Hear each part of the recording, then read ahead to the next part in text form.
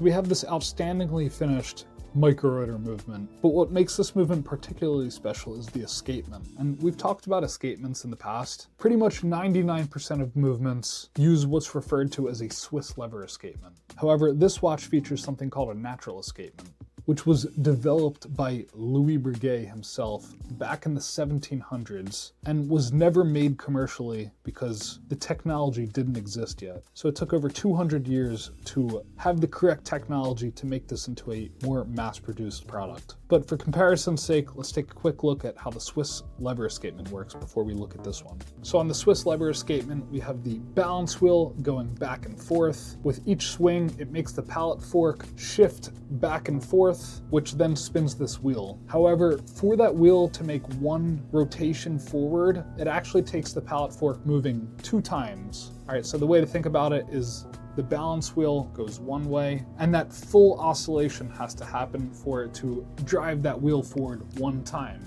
Now let's take a look at the natural escapement featured on this watch. Now we still have a balance wheel which oscillates back and forth, but instead of it having to do 1 full rotation to drive the wheel forward, it actually drives the wheels forward every half of a spin. So one could say that the escapement is twice as efficient, though that technically doesn't translate to the movement being twice as efficient. It is much more efficient of an escapement overall. Now what does all of this mean for telling time on this watch? Not much. It's going to tell time the same way as other watches do, but it's just cool to look at a movement and know that you have something special in your hands, something different than all the other manufacturers are doing, and again, it's just another reason what makes this watch special to me personally. All that being said, I'm still going to put a price on the watch, but the price that I'm presenting is dead firm. If it doesn't sell for that price, then I'm just going to keep it in our collection, and I'm sure someone eventually will want to pick it up for the price I'm proposing. If you find a very good deal on one of the standard micro-rotor versions, you can pick them up in the mid-30s. This piece I'm going to be asking $40,000 for,